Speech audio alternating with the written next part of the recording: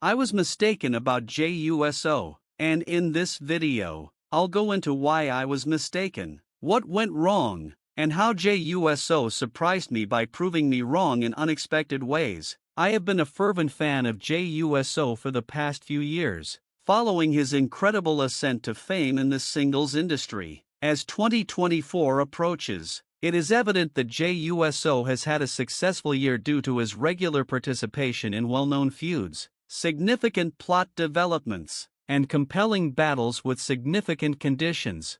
Let's analyze Jey's performance this year. He proved he could hold his own against one of the most dominant wrestlers in recent memory when he pursued the Intercontinental Championship against Gunther earlier this year. Next developed his rivalry with Jimmy Uso, his own brother, which reached its zenith at WrestleMania 40. To be honest, the match itself wasn't very exciting, but the tale they shared was incredible. After that, Jey went after the world title against Damian Priest at Backlash, which was an exciting and contentious encounter. Sadly, he was unsuccessful, which was a severe setback. Then came Money in the Bank, where he lost out on a chance to win the briefcase due to yet another grave error, causing supporters to question whether he would ever be able to succeed. And then there had his most recent challenge, which was to challenge Braun Breaker for the Intercontinental Championship. In an unexpected change of events, Jey overthrew Braun Breaker on a Monday Night Raw broadcast. Alongside all these significant milestones, Jey's booking has been a heated issue among fans and even his own father, Rikishi. On social media and in his podcast, Rikishi has often criticized WWE for their dubious programming of his son, voicing concerns about the way Jey was depicted in major matches and plots. Rikishi questioned why Jey was placed in poor positions by WWE, failed at crucial junctures, and was even paired with Rhea Ripley in a plot that many believed would damage Jey's reputation. Despite all of these challenges, Jey Uso has shown to be an invaluable member of the WWE team, not just on Monday Night Raw. He has increased ratings, ticket sales, retail sales, and social media engagement. He is one of WWE's top merchandise sales, only surpassed in some cases by megastars like Roman Reigns and Cody Rhodes, and sometimes by John Cena or Randy Orton. While many fans consider Jey Uso to be the guy, WWE's booking hasn't always supported that notion, that is, until recently. It's also important to note that it's not exactly the best impression when your father publicly criticizes the business you work for on his podcast almost every week. Rikishi expressed his worries openly and questioned Triple H's and WWE management's booking choices. When a wrestler's own family is criticizing the company for how it handles their push and storylines, it can be difficult for them to navigate their profession. What, specifically, about Jey Uso did I get wrong? In actuality, it's really simple. I made a prediction in a recent video that Jey Uso will not win the Intercontinental title from WWE during his rivalry with Braun Breaker. I reduced it to a few main aspects, one of which being WWE's history. They have never been confident in their ability to reserve Jey Uso for the major victories. WWE repeatedly hesitated to take him on, whether it was because of his pursuit of the Money in the Bank contract, different world title fights, or other championship opportunities.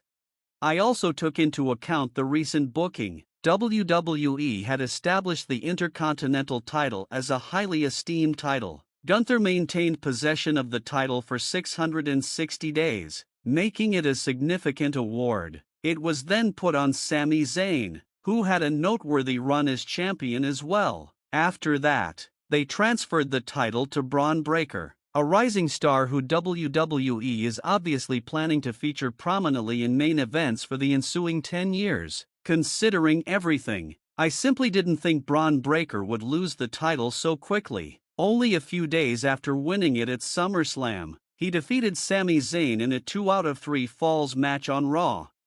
Given all of this, I was positive that on that particular Monday Night Raw, Jey Uso would not defeat Braun Breaker to win the Intercontinental title. Well, I was wrong. To exacerbate the situation, shortly after Raw aired, I posted a video on social media in which I boldly predicted that Jey wouldn't win. On the WrestleStar YouTube channel, the wrestling community rightfully mocked me. And guess what? They were perfectly justified in doing so. I made a mistake in judgment, and I have no problem owning up to my errors.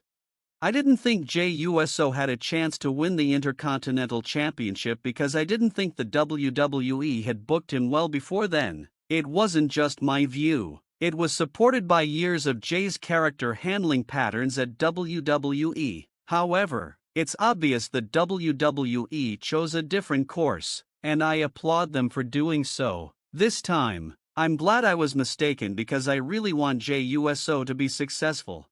Observing Jey Uso's journey in the WWE has been fascinating. He started as a tag team wrestler alongside his brother Jimmy, and they evolved multiple times over the years, from their early days with Tamina to their colorful, charismatic characters, to eventually becoming darker, edgier heels around 2015 to 2017. The Usos have continually reinvented themselves. During that period, they had some incredible feuds, especially with The New Day, which not only showcased their wrestling skills but also Jey's phenomenal promo abilities. Every time Jey picks up the mic, he delivers with passion and authenticity, which is one of the reasons fans have gravitated toward him.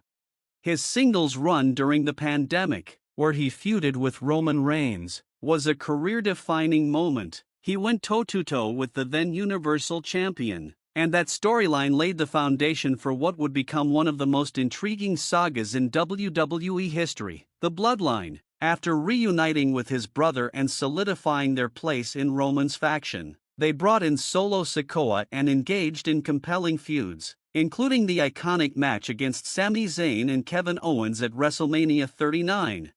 Then came his rivalry with Jimmy at WrestleMania 40, which didn't quite live up to the hype in terms of match quality but was crucial for both their characters. Now, seeing Jey finally hold the Intercontinental title is a testament to his growth and dedication. His father, Rikishi, has often stated on his podcast that Jey earned the spot. Jey has worked through injuries, never shown any signs of slowing down, and never complained. He shows up week in and week out, doing what is asked of him and often going above and beyond. You have to respect that kind of dedication.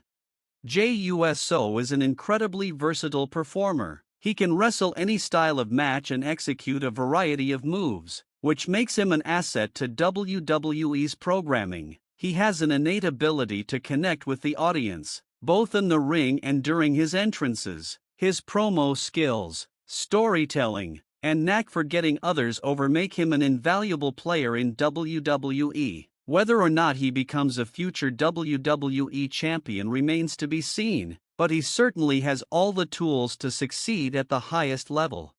For now, Jey falls into a category similar to that of Sami Zayn, a fan favorite who doesn't necessarily fit the traditional mold of a WWE champion, at least under Vince McMahon's previous standards. However, Triple H has demonstrated a willingness to give opportunities to performers that might not have fit that model in the past. We've seen it in NXT and now on the main roster. This gives hope that perhaps Jey Uso could one day break through that glass ceiling.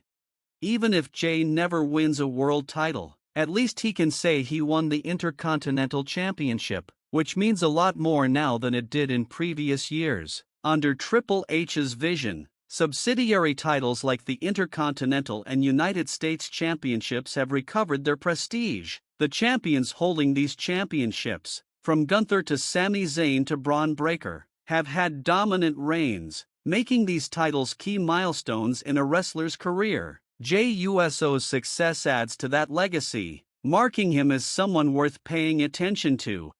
So, what's next for Jey Uso? That's the thrilling part. WWE has the chance to develop him further and present his skills in different ways now that he is the Intercontinental Champion. It will be exciting to monitor whether he positions himself with fresh narratives or maintains his status as a formidable singles challenger. I'm excited to watch how WWE books him going forward and where his career is taken by this reign.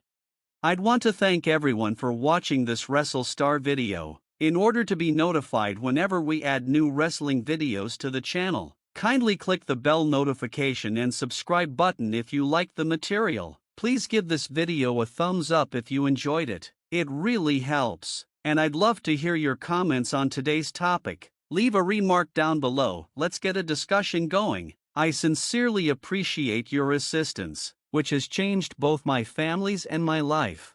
Here we are, then, at the beginning of what may turn out to be Jey Uso's most important chapter in his career. Regarding Jey Uso, I was mistaken, but I'm happy I was. These kinds of situations are what make wrestling so thrilling and unpredictable. Till then, be careful, and I'll see every single one of you in the upcoming video. Goodbye. Peace.